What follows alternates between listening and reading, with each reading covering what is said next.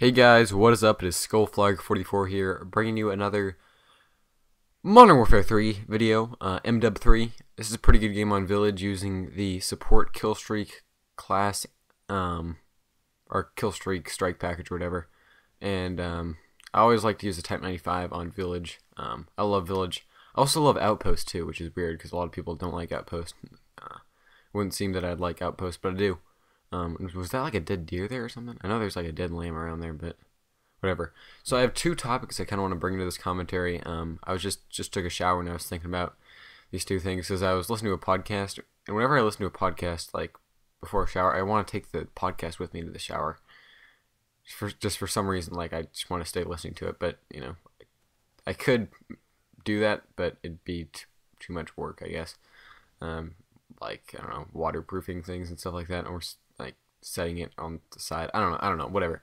And those two topics are Microsoft versus Apple, and the Bible. So two kind of crazy topics, not crazy, but two topics that juxtapose each other. May I throw some pretty nasty vocab on you? Juxtapose means like to set. They're like different in a way. I don't really know how to describe it, but that was one of our vocab words, so might as well use it. And triple kill, just kidding. I just killed physics tests, and it was just a double. But it looked like I should have had a triple there. But so starting out with the Bible, I was thinking about how, well, first of all, I've tried to read the Bible, or I've read the Bible, but not like the whole thing. I've tried to like just read through the whole thing a few times. But it really doesn't go all that well because the Bible is like a tough thing to read. Probably, I would say the toughest thing to read because there's so, yeah, I would say it's the toughest thing to read ever. Which is weird because there is so much going on in the Bible that it's just kind of crazy because everything that's going on, there's a whole underlying meaning that's been like, I don't know, dissected for the past 2,000 years. So it's probably, well, first of all, I don't know if you guys knew this, but it's the most stolen book ever, which is kind of funny because the Bible's, you know, about Christianity, and kind of one of the 10 Commandments, I believe, is do not steal or something along those lines. So kind of, you know, hypocritical there, irony. Yeah, but I've tried to read through the Bible a few times, but like, you know, starting from the beginning, and I realized that you can't, or I can't at this point in time really do that. First of all, the vocabulary is just ridiculous since it's 2,000 years old. Well, and it's not even written in English. It's been, what is it? Ported over to English. I'm lost the word. I've been blanking out of words recently, which is kind of unfortunate. But yeah. What is interpreter is what changes it. Okay, whatever. You guys get what I mean.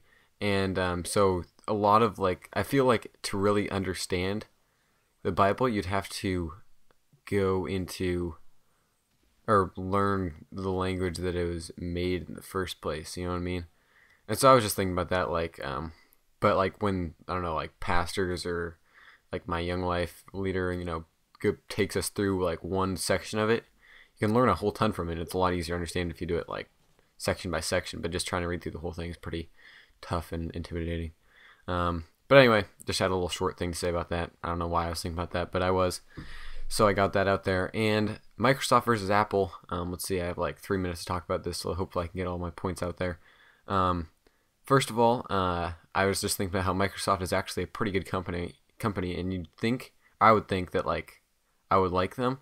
I don't know, it just seems like it very easily could have been me being a big Microsoft fanboy, but that's not how it turned out. Basically, I was kind of not really forced upon being an Apple like fanboy of some sort. Some people don't like the word fanboy, but just like grow over it. Like that's kind of what it is. Well, that guy got turned on with the sniper there. But yeah, so my grandma was a huge like Mac person. Is a huge Mac person, not was. And I got my first computer when I was in 6th grade, because I proposed that I could help her, you know, learn stuff on the computer. And yeah, and so I got a MacBook.